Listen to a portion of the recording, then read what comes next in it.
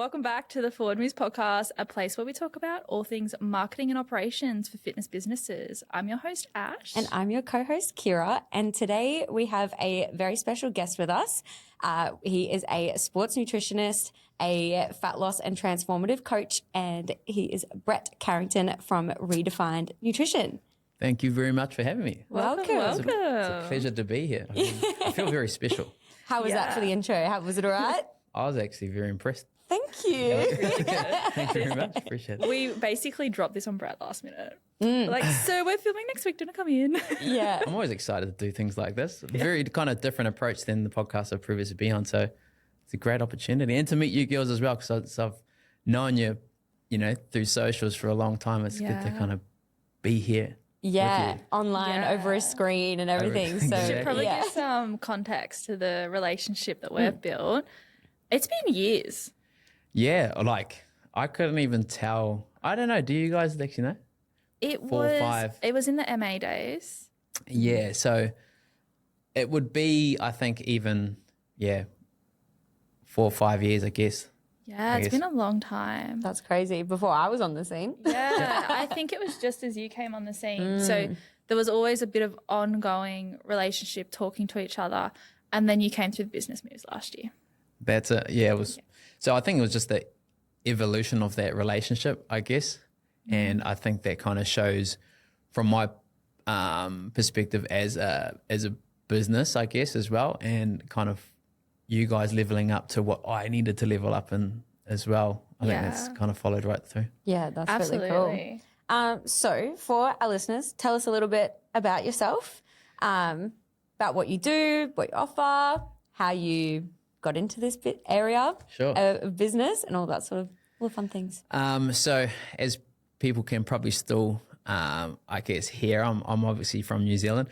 Moved over here at the end of 2009, studied sport and exercise science and a degree in marketing as well. And it was more like a holiday trip to Australia, I guess, and that kind of like brought me to the scene. I'm a massive advocate of surfing and stuff, so that was the scenery of the Gold Coast.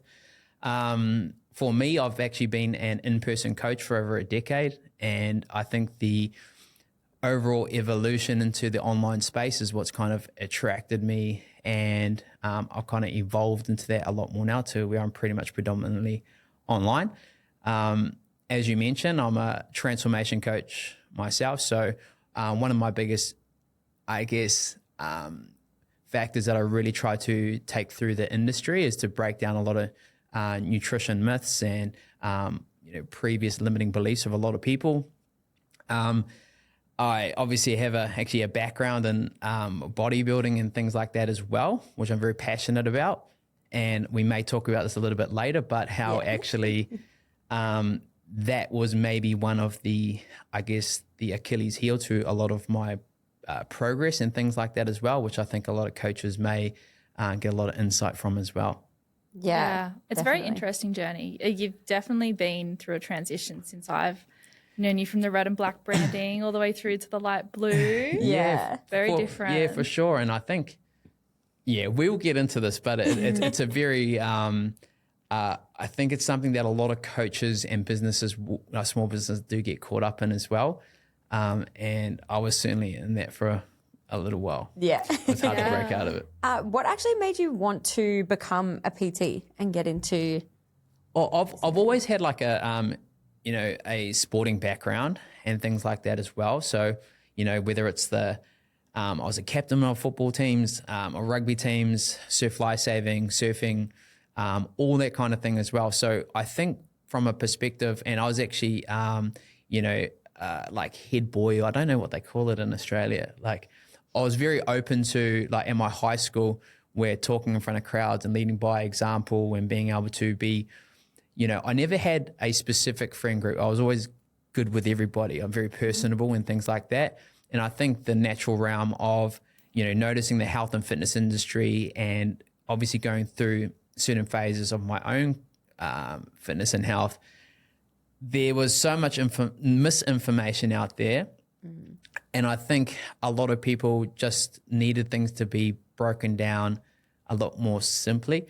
And for me, I think that I could do that in a very approachable way that people could kind of see that in a very digestible way as well. So yeah, I like to help people, and I like to kind of, it's not one way or this way. It's kind of like, let's work together. And, you know, and I think that's the same thing with you guys, right? From a business perspective.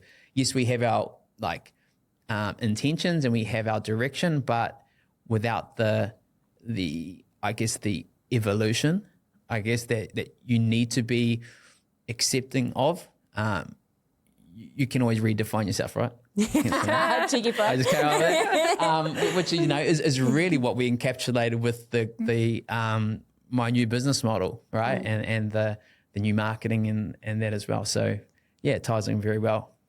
Yeah, you completely did a flip on everything. You completely changed the target, hey? Yeah, I think so. Like, I think like deep down, like I knew where like my demographic was and why they were my demographic. But I think one of the biggest pitfalls in my, I guess, career was the fact that, you know, I kind of saw things from the perspective of who, like me, my physique, what I enjoyed doing and things like that as well, as opposed to actually being able to tap into what I'm really good at and what draws people in. Because I find there's two particular things that work with your niche market, right? You can either, you know, really kind of target them, or they'll actually choose you.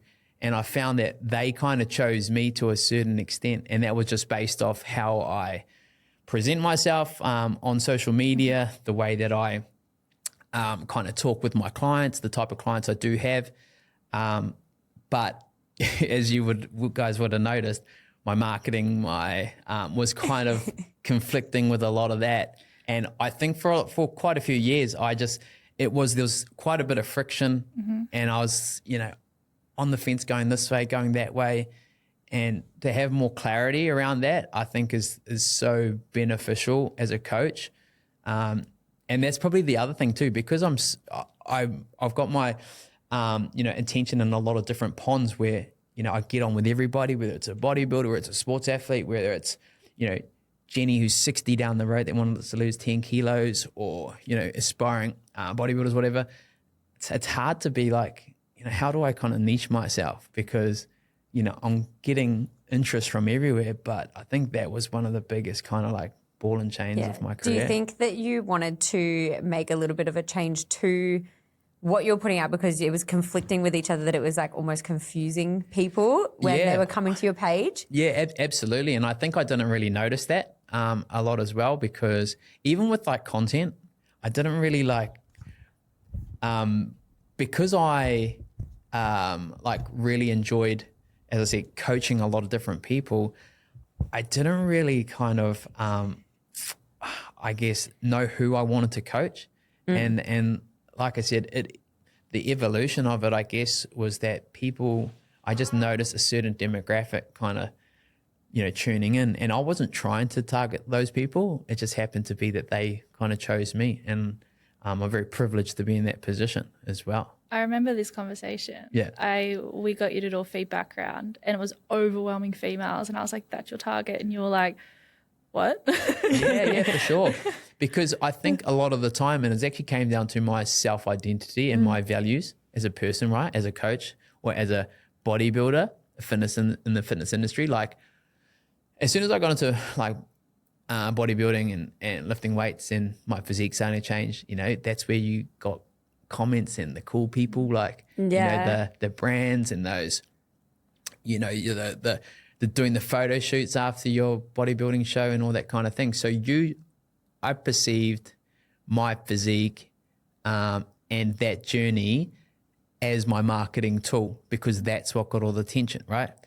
However, at the end of the day, I actually wasn't getting a lot of, I still have a handful of people that I coached competing wise, but that wasn't my market at all. I was getting attention, but it was the wrong type of attention, as a lot of people kind of explain as well. So just because people get a lot of likes, a lot of follows and a lot of views doesn't mean they're successful in what they do, especially as a coach themselves. Do you find that actually going off of that aesthetic of how you look and that being your marketing, technically, like, do you think that that's not an actual sustainable marketing method to use? Yeah.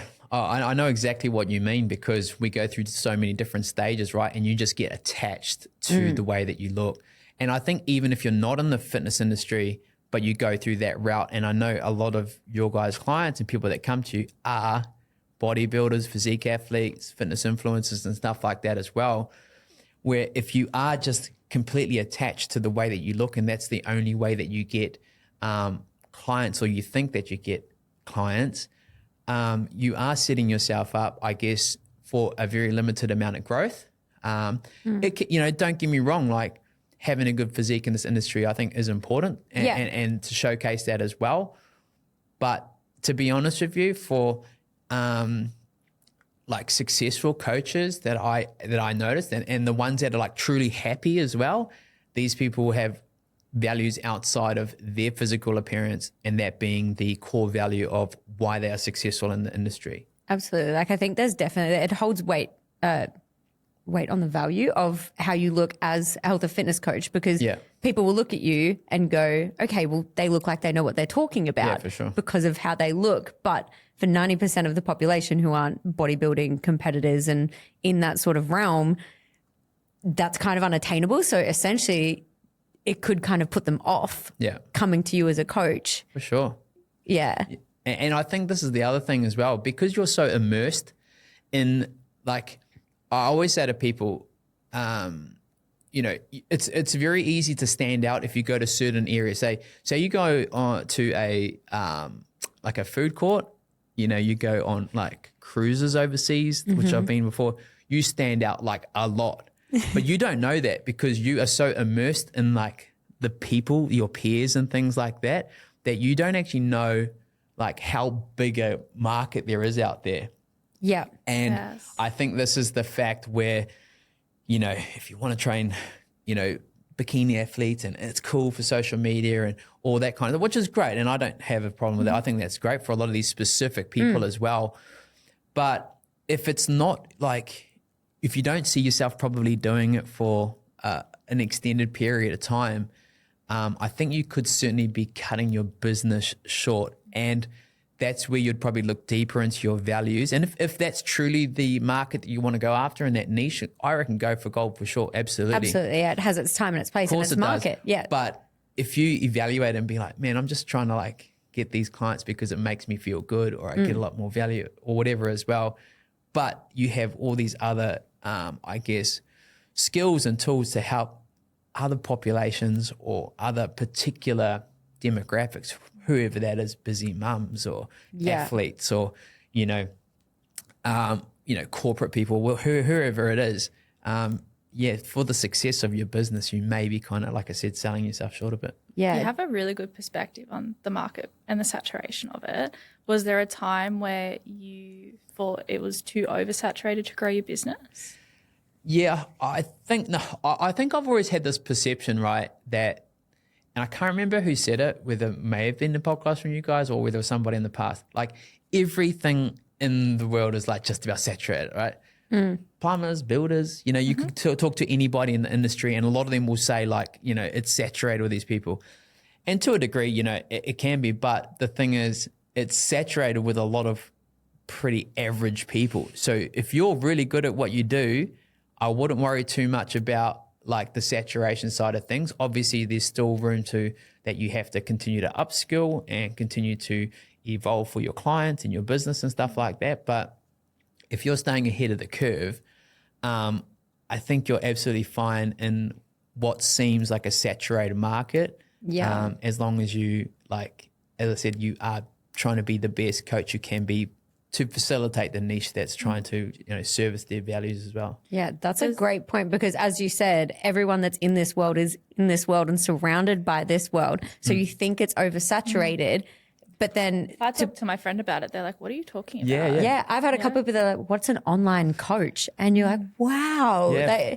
It's so and like you said about quality being good, because even oversaturated in other businesses like plumbing and things like that, how many people complain that they had a bad experience with a contractor like that for their house? It's the same as coaches. Yeah. And your quality being good.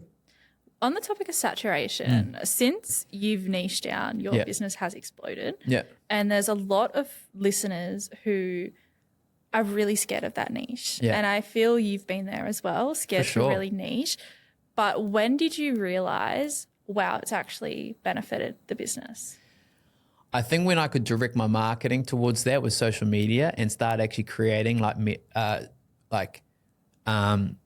my content for that market, it really makes it a lot easier. We should talk about your social media actually, because your marketing and your videos are so funny and it's exactly who your target demographic is towards. Well, who's your demographic? We'll start with that. So my main demographic is basically women between the ages of like 28 to say 50 that are busy, they enjoy the gym, have a history of yo-yo dieting, but like to be social. So like there's when I put I literally Okay, Brett has an alter ego online. What's your alter ego's name again? Oh, it's Brettalina. Brettalina, that's the one. I was laughing at one of your videos, like cry laughing. That's so funny. So like, yeah, it's about like, and I think even in the sense, I would say, and you guys have probably noticed as well, in the last, I guess, 2 years, 18 months, that's where I've really kind of like, a lot of my stuff before, if you look back 2 years ago, even if you look back further, a lot of it was like me with my shirt off, like motivational stuff like that. And there's nothing wrong with it. I think it's fine and like once in a while as well. But I used to do like a training video, like this is how you build your chest and blah, blah, blah. But then all my market was like 70% females. I'm like, what are you doing? Or like, you know, this is my workout, like this is my gym workout. I'm like, what do a lot, and this is why like when we niche down a little bit more, like this is why you see me doing so much more nutrition, recipes, things like that, because that there literally targets a lot of the female demographic and that draws them in, right? So just make sure, I guess, in the sense that if you are looking at your content that or doing your content, there is some like you're satisfying a particular need, want, or struggle of the demographic you're targeting, or if you're still not clear on that, it's something to really kind of focus on. Yeah. Absolutely. No, that's absolutely. Really niching is so important. I feel a lot of people look at it as I'm cutting my options. Yeah, off, for sure. But you're talking to them clearer. Yeah. And it's really important. Would you say your business has doubled since doing it? Oh, yeah, for sure. Yeah. And I think the ability just to be able to focus more around my business and to servicing those people's struggles and things like that. Don't get me wrong though, like I still have like 20% of my clients still males, a few of them are bodybuilders and stuff like that. And that was the scariest thing for me as well, was like, I've got these other people that inquire and stuff like that. And that's fine. Like just because that's my demographic or that's where I kind of market towards doesn't mean you can't take on these other people. It's just majority of your content or your the value that you provide kind of is aimed towards that demographic as well. And just based off who you are, you'll still have people inquire regardless. I know that a lot of coaches say that they struggle of what to post, what to think of to post, what to do on their socials. Do you think actually niching down helped you with thinking of ideas because you weren't trying to think of being able to make all these things in so many different pies? Yeah, absolutely. Like we were talking about before, where I had this, like me with my shirt off and my abs popping and like, doing some crazy workout or something like that. Yeah, may get a lot of attention and likes or whatever as well. But again, it's not getting the attention that you probably want if you're trying to grow your business. So there's different ways, because the intent that you take behind the video. So for me, there's like kind of like, awareness-based content, value-based content. And I think your value-based content should be more directed to that niche market, right? And that awareness-based content, or even we could call it, I guess, to an extent like relatability. So relatability doesn't really have to have a lot of, I guess, direction to that niche market. It could be just like what you do, how you, this is why sometimes I post stuff with my dog or me going surfing or whatever as well, because people can relate to you on that. Yeah. I'm not trying to target surfers. It's just who I am. But it's not like majority of my content is aimed that way. Did you struggle with overcoming vanity metrics in the beginning? Was that everything to you? Yeah, for sure. Yeah. I think that was probably like, it was all, I guess it probably always ingrained as like a young 15-year-old, like men's fitness kind of like that kind of thing as well. And probably one of the biggest struggles, I think even now for me, I'm just way more aware of it. I'm kind of like, you know, there's these girls in their marketing and all they basically niching is themselves. They can just work out and that's the market they pull in all the time. As opposed to a male coach that is mainly female, I guess, for my niche, I guess to that extent, it's like, how can I be relatable? I'm not a mum. I don't have kids, you know, I don't go out for cocktails on the weekend, so on and so forth. So I think, however, being in the industry this long, I have a lot more experience than most females anyway, or coaches, based off working with these people individually, not just off the basis of, you know, this is what I think is going to benefit them in a calorie deficit. That's actually me being relatable from and actually coaching people, not just telling people, just, be more diligent, be more motivated, blah, blah, and so on and so forth. It's actually getting down into like, and I think that's my personality, is being able to be, I guess people take me into their journey. I can break down a lot of those barriers it takes a little while, but people can like kind of let me in a little bit. And I think that's just based over time. And regardless of whatever niche that you're working with, I think that's such an important thing to be able to work through. And then literally when you're doing that, when I'm going through these struggles, when I'm going through, these limiting beliefs of my niche market, that's your content. Like that. Hallelujah. Yeah. Thank you. I preach that every day. Your customer problems is your market problems. Yeah, for sure. And I think like, so as people may see sometimes on my stories, a lot of it is just simple, quick, easy meals, time efficient, bit of humor in there as well. And that's, what my demographic struggles with as well. I feel like there's a level of coaching because I do this activity with people. It's what's your customer's problems? Yeah. Why? And a lot of people can't answer that why because, one, they've been in the industry for so long, it's their lifestyle. Do you think that is a coaching journey? At the beginning, could you figure out the why, or is it something that built over time? I think back, like when you kind of first start out, it's all like hard, like very rigid things that you're trying to address. And it's like how to lose weight, how to build muscle, all those types of things as well. And we all know this, how to achieve that, but it's the way in which you interpret that with people. That's probably the thing that you need to be able to work on as well. And like I said, breaking down those barriers and being able to, get that bit deeper with people is something that you probably do need to learn over time. And it does take a while. With that, as you said, you don't go out for cocktails on the weekend. Yeah. And that. How do you compartmentalize what your standards are to adapting to your customer standards and being a little bit more understanding that I do they're go out for not cocktails you? sometimes. Yeah. We all do. I was going to say, how do you not go out for a couple of cocktails? No. Like as opposed to when I first moved here, I've walked the shoes of everybody, right? But I think that the thing is, because I've been in, like I was saying before, I've been in the industry for so long. I know what's important for people. I'm a realistic coach, and not everybody wants to. As much as somebody says, I want to lose 15 kilos, I want to lose 10 kilos, I want to fit into this dress, so on and so forth. That's great. But when you manage people's expectations, it becomes a lot easier to get a lot more buy-in from them because they know what they can achieve and also what they can achieve whilst being able to still, enjoy these other particular live things. The lifestyle that they want to live. Live the lifestyle as well. And I think that's a huge thing that coaches miss out on, is they don't manage clients' expectations, because the first thing they want them to do, right, is like, you want to get them the result. I want to lose 10 kilos. Great. Like, this is what you got to do, calorie deficit, blah, blah, blah, so on and so forth. However, you haven't actually gone into their problems. Like, what's actually their values? What do they really kind of put at the forefront of their life? And if they aren't willing to sacrifice, a couple cocktails on the weekend, which a lot of coaches probably, say, nah, we have to do this and that.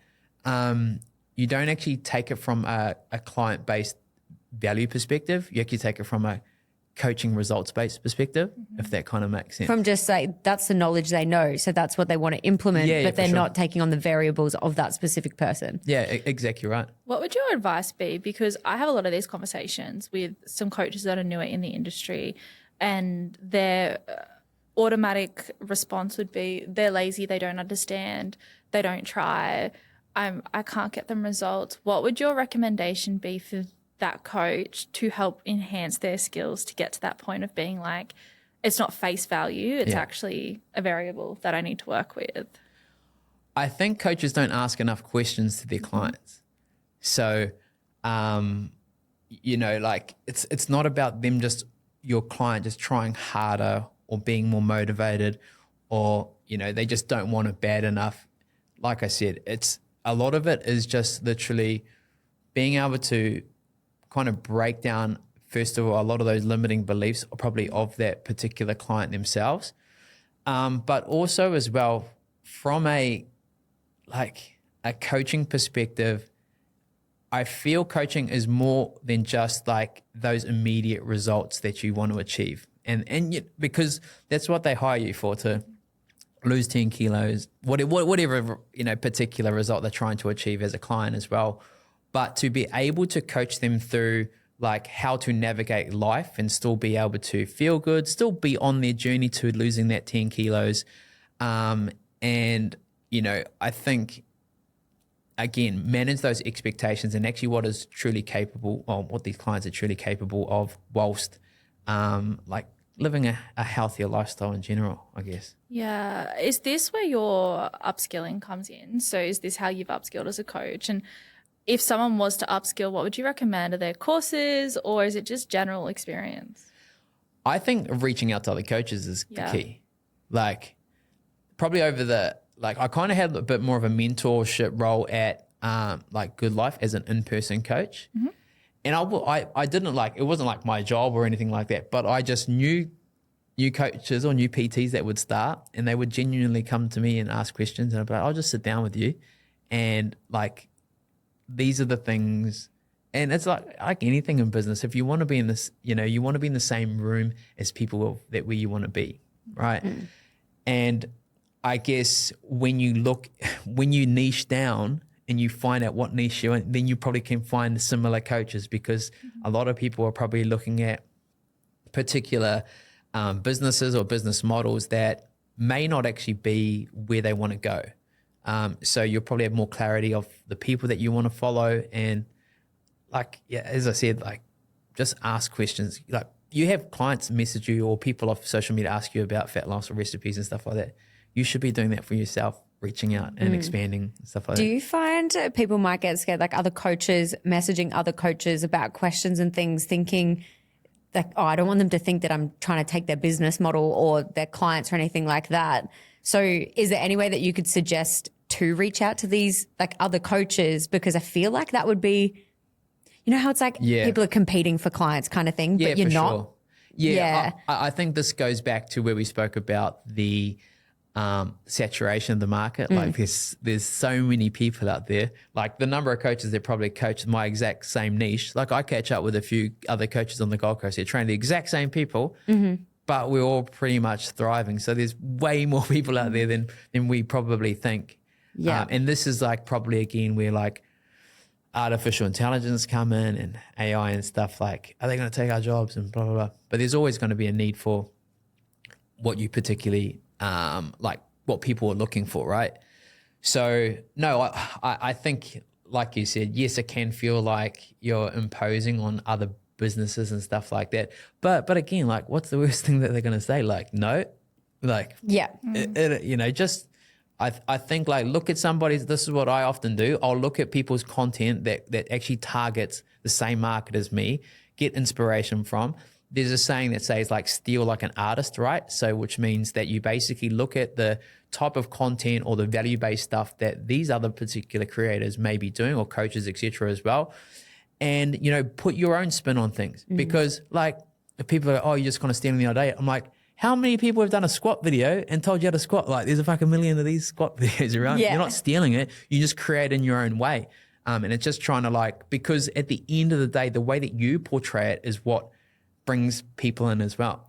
Yeah, absolutely. And how you said even at the start of the podcast, like you were able to explain things in a different way for people to understand it better. Exactly. And so just by taking that information and explaining it in a different way and putting your twist on it, the first video that they watch, they might not have understood it at all, but how you've explained it in your way, they might actually understand it. So yeah, and I think that's where obviously you bring in your own personality, because you're not trying to be like anybody else. It's very easy to see, and you guys will see, like people that don't actually, they come across in a particular way, but you meet them, you're like, you're nothing like that type of person. Inauthentic. And I know some people say that's just how you have to be. You have to be a bit, you do have to be a little bit more probably out there. But if you're a quiet person, like be quiet, but be like, you do have to provide good value. If you're a very over the top person, be over the top, but you might need to dial yourself down a little bit as well. But again,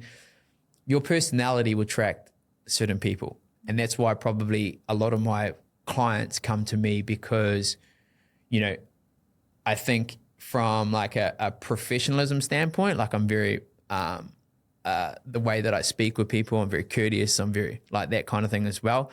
Attracts a lot of corporate people and mums and things like that as well, because they like that. But there'll be some people that be like, he's not, I want a hard ass, or I want somebody to absolutely whatever as well. But that's not my personality. But like we were talking about before regarding when I was kind of milking off the attention that I got from bodybuilding and things like that, I knew that friction was there. It didn't feel kind of right for me to be, because of those metrics. It was, it's good to kind of get the likes and views and stuff like that as well. But I knew I had a better purpose, that I could service people better, or the demographic better, than just having my top off.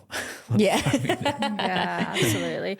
Do you find that we'll jump into the bodybuilding topic, because it's I feel that there's a big shift in the industry with people going into bodybuilding, probably not for the right reasons, more so for, that looks good for business, they get a lot of followers. Yeah. I want to do that to grow my business. Do you feel that it helped or actually harmed your business? So I probably, in the sense of it distracted me from business, right? Because like you're saying, the attention I was getting wasn't the attention I was getting for business. And I think there's, I think it's very attractive, because obviously the people in the industry that you aspire to be are, most of them are coaches, and most of them have done a bodybuilding prep or whatever as well. It can show to a certain extent, you're willing to push yourself to boundaries that, people can relate to. And I've actually said that before to clients where, this will be kind of good for business to a certain extent, but it's probably not I may have even lost people just because that's where a lot of my media attention was. I think it's a part of your life, like I was talking about with the surfing and the, playing with my dog and stuff. It can be a part of your life, but if that's not part of your coaching business, it might look like your views go up and whatever as well, because people are just genuinely interested. How many people watch the elections in America, but it's got nothing to do with us. It's got people will say stocks trades, whatever as well, but most people don't even know what's going on. But it's entertaining, it's great and things like that. But we don't actually have any there's no weight from our opinion on it, or weight to what we're actually going to do with it. And that's probably what people, so don't do it for the sense of, I guess, that's going to get you more clients, because unless, you're looking for more bodybuilding clients, it's probably going to detract away from who you are. And again, it comes back again to who your niche is. And I do know a lot of bodybuilders in the industry that none of their clients are bodybuilders. I was about to ask you, what advice would you give someone who is a bodybuilder but has a Gen Pop target market? How would they be relatable online? I think being able to don't saturate your thing with the bodybuilding lifestyle, but it's more so relating the struggles that you have. We spoke about this before, about the type of content you do, value-based, relatability, and so on and so forth. is like how you can actually tie that into your particular demographic, because this is the same thing with me and my training and stuff like that. Because a lot of my training, I could make content about, this is the best way to build your lats or build your arms, but my demographic don't really care about that. But the way that I could particularly do it, if I do have some male audience as well, you're just going to find like commonalities of struggles and then be able to market that in a particular way that does make it relatable again to them. So it could be, as an example for me, if it was, because obviously in diet, like when I'm in a bodybuilding prep, my calories get super low. My clients' calories get low, maybe not as low as mine go, but I'm still utilizing certain foods, and this is because I'm so tired. This is what you talk about preparation and things like that. So if you can find a commonality in your struggles, that's probably something that I would really kind of hone in on. You got such a marketing brain. Like very, very good. It's very different. Brain. Like I said, people say, "Oh, you got a degree in marketing." I'm like, "Yeah, but it would be very different to what I did." Like, I don't want to say how old I am, but like when I did it, right? Yeah, marketing and digital marketing. Yeah, I know. Very different. Yeah. Very different for sure. Was it hard to transition into coaching women? Was it really confronting at the start, or? No, I don't think so. Like I've been surrounded by pretty like powerful women like most of my life, like with my mum and my sister.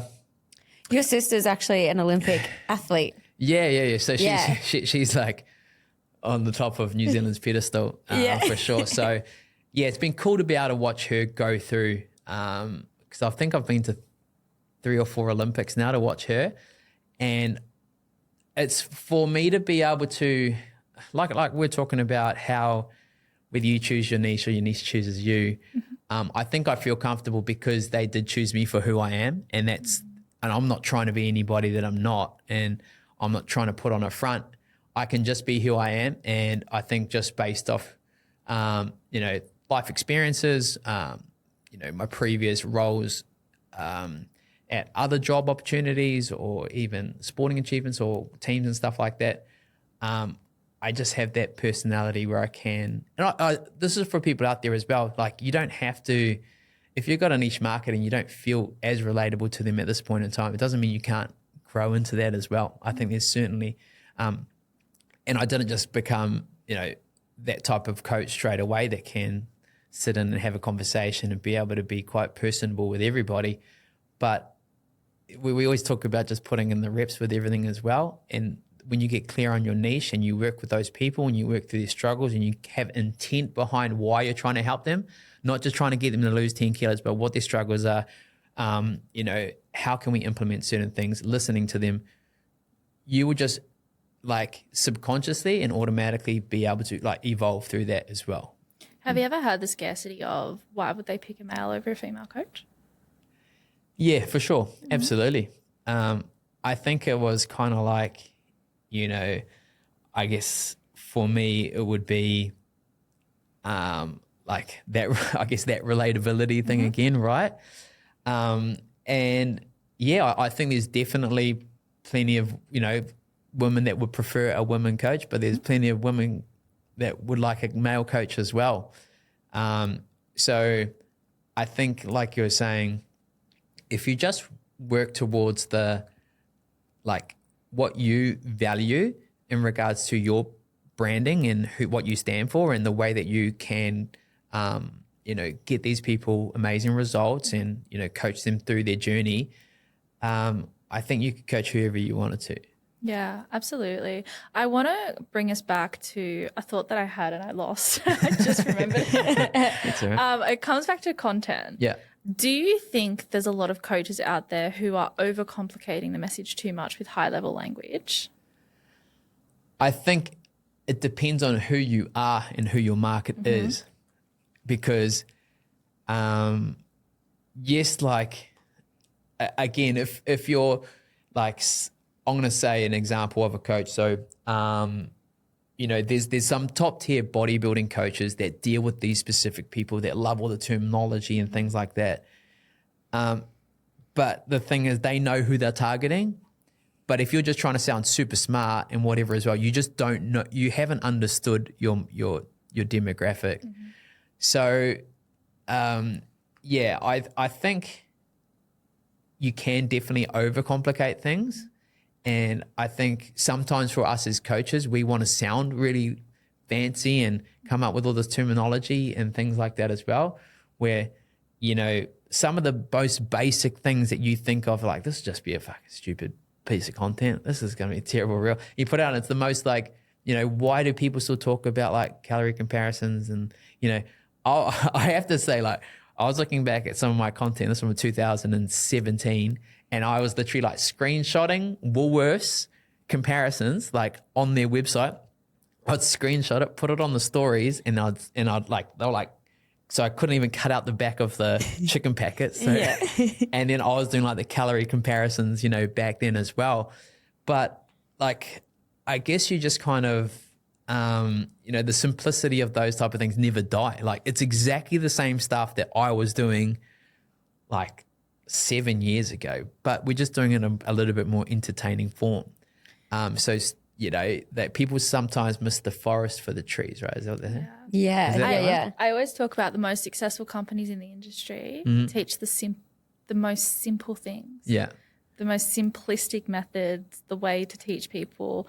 I feel like there's a lot of fear around what your peers are going to think of you. Like, for example, using the word tone, there's another uprising of people getting mad about it. Yeah. And that's what your customer understands. Yeah, for sure. There was somebody recently that spoke about this as well. And it was to do with your messaging, right? In your content. And I was exactly the same thing. Like, why would I say tone? We know tone doesn't exist. It just means that you've got muscle and you've got less body fat. I'm like, and even for somebody to say to you, what's your main goal? Oh, I just want to get toned. And it's like, tone's not a main, like, that doesn't work, blah, blah, blah. You've already kind of like put somebody's barriers up straight away as well. Yeah. Right? So you're not actually on their level. And this is what I've probably learned a lot more with communicating with people. You can always, be accepting of people's opinions and you don't always have to like state the truth every single time. And then when they come into your program, right, you obviously coach them through that because you understand what they're trying to say. Don't fucking make them feel stupid. Yeah, because also how easy is it to understand tone? They know what it means. You know what it means. And instead of going, no, tone's just a way to say lose fat, gain muscle. It's like, okay, well, we got there much quicker, didn't we? Kind of thing. It's like their one piece of confidence with starting their journey. Yeah. They know what they want. Also, if I started with someone and I was brand new and I said tone and they came back and they were like, oh, that's what I think, blah, blah. I'd be scared to say anything ever again that I'm going to get it wrong. So I think just like, let it go. Yeah. And even recently, like I relatable. had a client that was like completely keto. Oh, she's on 30 grams of carbs and she's come to me. Right? Sorry, I'm like, there's a place for keto, for sure, specific reasons, but like 30 carbs are just like hit me in my soul. So she came to me about that, and she came to me because she knew that was probably not the most beneficial way to like achieve her goal, because she's kind of like, this is how she lost the weight, etc. as well. But I wasn't straight in her face saying like, oh, keto, these are the studies that show that if you have the same amount of calories, blah, blah, blah. And I was like, okay, that's fine. And why is that? Why did you do keto? And you kind of get their understanding of like, why is it important to them and things like that. Then you can start drip feeding in, certain information that's not, like you said, if you hit them straight up with, this is the fact, blah, blah, blah, you already put a front up. So, I'm kind of working on, because that's the way that she lost the weight originally, right? And if I was to say, let's put you up to 200 grams of carbs straight away, and she's willingly already knows that that's what we're going to try do. That's so great. And that's something that we've spoken about, is not tearing other things down to bring what you're trying to promote up. And you're just providing the knowledge about why you're promoting what you are without tearing down exactly a whole nother factor. I think that's a huge point, because the fact is, when you start doing things like that, they're at the bottom here, and you might think that you telling these fantastic facts or these things are gonna become very superior, but what it does, it actually creates a massive deficit between trust and them actually valuing what you're talking about because you've literally just shut them down. And they just want help. It's fear-based marketing. Yeah. Turns out well, yeah. Absolutely. And that makes a huge, whatever industry I guess you're in as well. Do you think energy plays a big part in getting customers? Energy, like the way you carry yourself? Yeah. Absolutely, for sure. It's like when I turn up for my lives, I do a live every Tuesday with my clients and things like that. I make sure I'm pumped, right? If I'm on a sales call, I'll make sure that I'm like, put some good music on before I like get on sales call and things like that because people sense it as well. And, you're showing up for your business, right? And people can sense that as well. And it's not to say we can't have shitty days and whatever, because that's just you being a normal human as well, right? But energy is super important. And it doesn't mean that if you're a very mellow person and whatever it doesn't mean that you have to be jumping around the room, but it's certainly conveyed in the way that you, I guess, portray yourself. Yeah, definitely. Energy's huge. Yeah. Energy's really big. So I do want to get to a question of when did you realize that you needed to do the Business Moves program? I probably before you guys actually came up with it. Like I think you were one of the first adopters to it. Yeah. Was probably like I just know that I was like I had that friction in my business and I didn't have the clarity into what direction. I kind of knew where to go, but I kind of needed that that support and guidance to be able to do it. And like think about it like this, right? Why do clients come to you? Because they've got all this information, but they just don't really know what to do with it, and they don't have a clear path. Yeah, you can go to ChatGPT or Google and type things in, but to actually be able to, have systems in place and be able to follow a framework. It kept me super accountable too. Like felt like I was at school again, but I was keeping on top of things and things like that as well, which I really appreciate and made me evolve better in my kind of coaching business. That checklist is the killer, hey? Yeah, for sure. Yeah, I know. I found myself chasing my tail a few times. Absolutely. But When it steps on you for that little bit too long, you're like, oh. Yeah, I know. It does it to us too, don't worry. Yeah. Kira has to at me sometimes and be like, Ash. Hello. Yeah, no. I think definitely having that accountability in the business move, but I think it was more like the clarity of where my business needed to go. That was probably the biggest thing for me, was like, you guys could probably see the vision, or no, you helped me see the vision that I was trying to create. And I think that was such a big thing because we have so much going on. We kind of know what we want to picture, but it's just everywhere. And I think the program just really helped me kind of consolidate that into a program itself. Yeah, and then launch a business rather than just a personal brand. Yeah, and I think that was probably the biggest thing as well. It was kind of like I've just always kind of gone off my name and whatever as well. But to do all the back and work systems, or the systems is probably the biggest thing for me. Were you scared to go from your name to a business? Yeah, we had this conversation a couple of times, right? Like, should I keep my name? Should I go whatever as well? And there's people that kind of go back and forth because are you the brand or is the business the brand? And it's kind of like, I just like, because I think it has a bit more authority in that sense, in that as well. But people will know that you are the director or the owner, so don't ever feel like, just because you change that, the people aren't going to come to you. Yeah, it's not about stripping your personal brand. That's so important. Yeah, of course. That's how you grow your business. Yeah. It's more about creating an identity that you can step away from. Yeah. And that's what's important about businesses, but it is hard to build trust with business.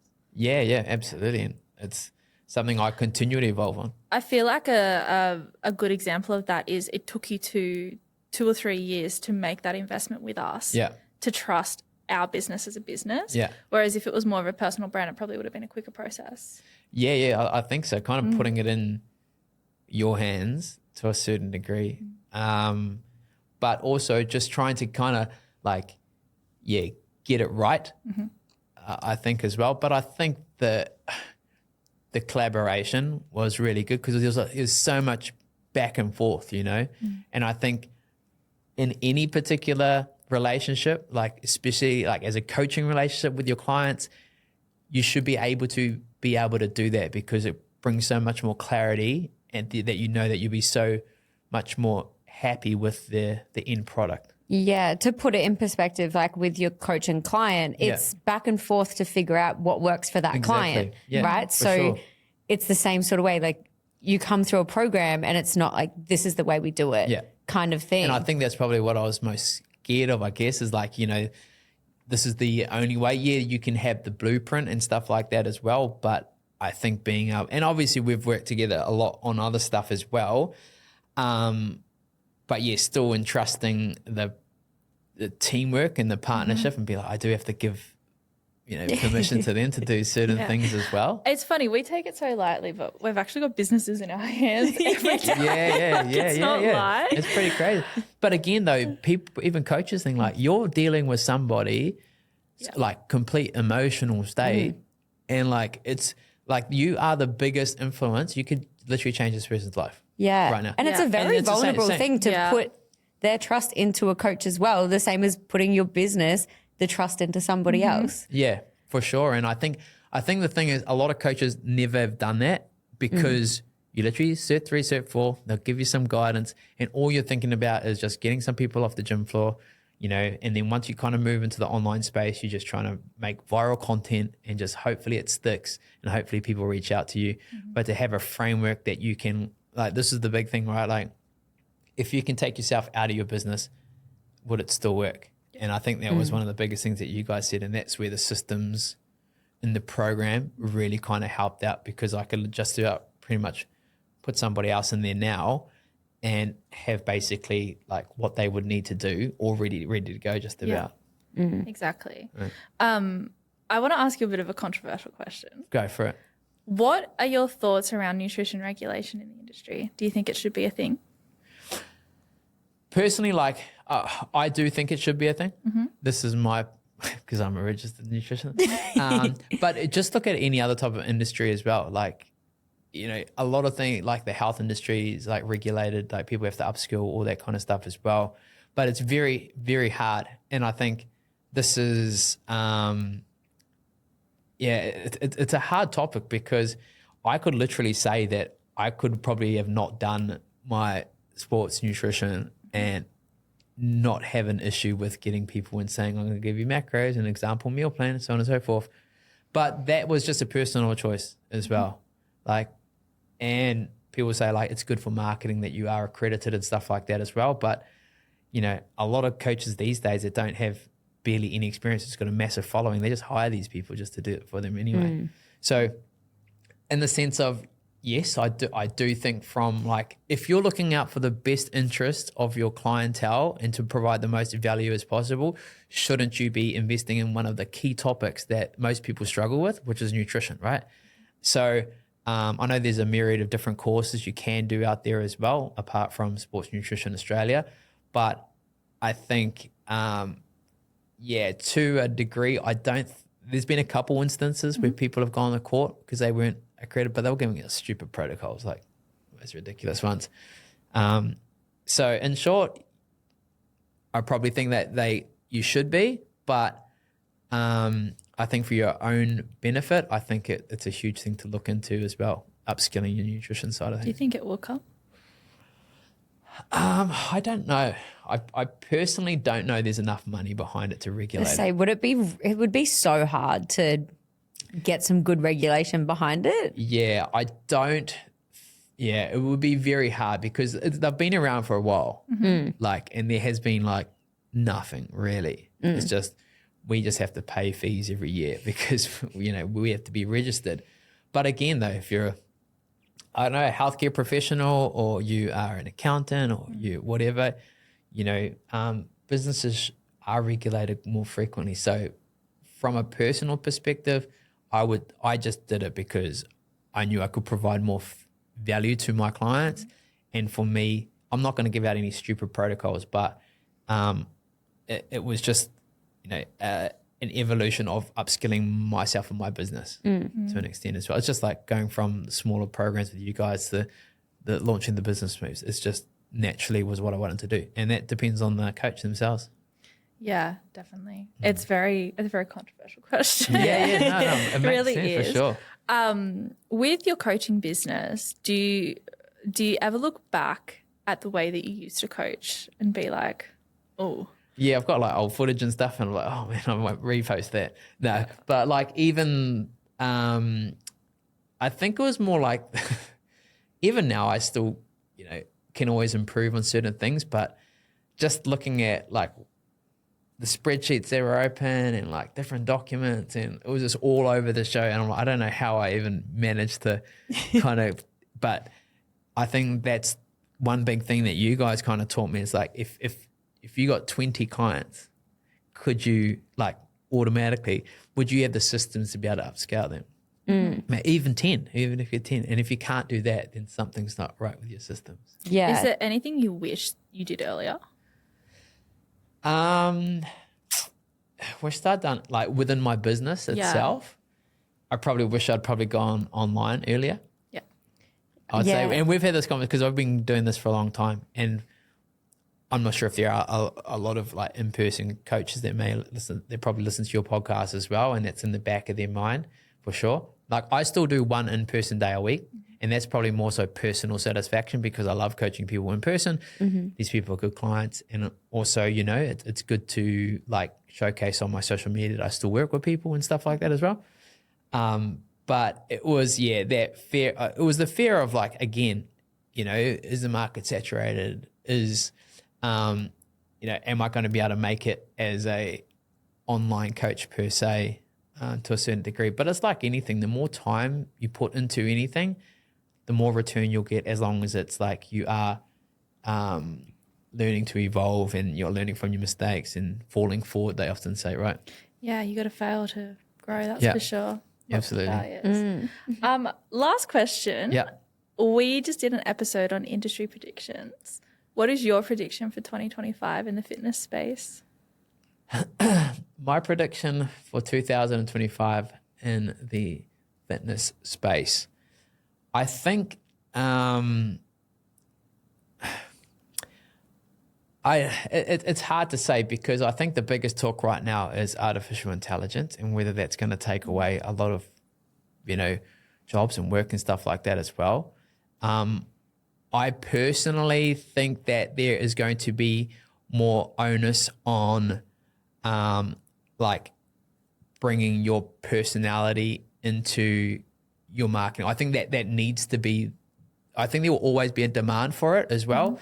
But like you were saying, people can go to ChatGPT and type in a program, meal plan, and then they get it pumped out. They don't they come to you for support, accountability, and obviously some, general direction as well. So if you're able to like have more like value-based stuff from your perspective, from your personality, I think that will still be able to carry right the way through. So maybe whether it's like more long form content or stuff like that, I've heard that maybe able to be coming back, whether it's more educational based podcasts, stuff like that. I think podcasts is YouTube videos coming back would be a dream. Yeah. I love the YouTube days. Yeah, for sure. So even I think the podcast kind of side of things is, really beneficial because people still sit in their cars. I listen to podcasts all the time.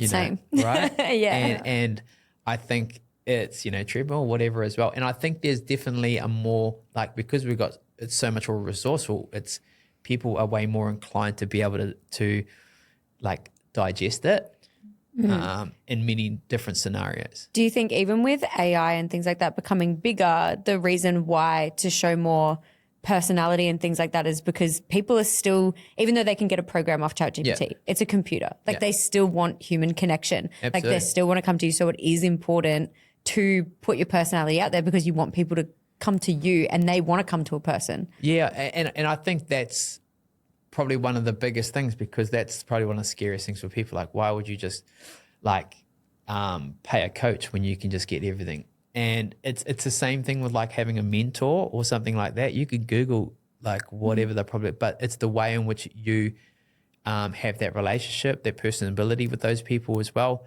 And I know there's like, I know there's a lot of coaches to a point where they probably don't do like, there's a ton probably listeners that don't actually have as much to do with their clients because they've got such a big client base. I've gone to that point where they've got assistant coaches and stuff like that as well. But those people are still buying into you and your personality. And if you're the forefront of your brand, whether that's your marketing, social media, whatever as well, that's more powerful than, I guess, just being able to type in to ChatGPT meal plan or training program.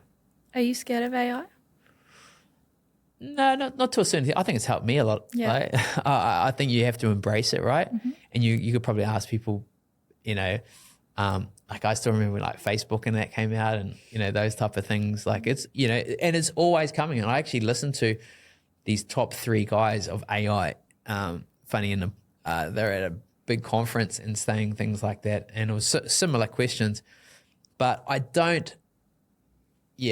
I wouldn't run away from it. I think you do have to embrace it to a certain extent and know it is gonna happen for sure, but just utilize it to your benefit in the sense of whether that's, helping you create content, whether that's about being able to help you build more systems and stuff like that as well.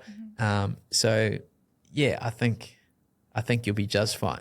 Learn how you can utilize it to be beneficial rather than being scared of it and not using it at all. For sure. Absolutely. You can either like let it kind of, cripple you, or you can like let it kind of like leapfrog you ahead, I feel. It's inevitable. It's here. Yep. Yeah. It's been here for a while. So to finalize off the potty, give yourself a little cheeky plug. Where can people find you? How can they work with you? Cool. So you can find me, everything's usually through Instagram. So Redefined Nutrition Coaching, like is it underscore under each one? Between each one. Yeah. I need to make We'll the tag it. Yeah, for sure. And Redefined Nutrition is the website as well. So and I'm based on the Gold Coast. So come say hi. Yeah, well, thank you so much. Today's chat was fantastic. My pleasure. It's great to be here with you guys and finally meet you. Yeah. And the people In the behind my flesh. rebrand as well. So if anybody wants to see what it's like, go check out my website. I think it's one of the best things. I had so much good positive feedback from it and really encapsulated exactly what I wanted, but I wasn't clear on what I wanted at the time. We know you. Yeah. They know my brand better than me for sure. So yes, I appreciate all the hard work you guys do for us. Oh, thank you so Amazing. much. Thank you so much. Thank you for coming. My pleasure. And thank you for listening. To the people listening. Bye. I never know how to finish the podcast. I'm like,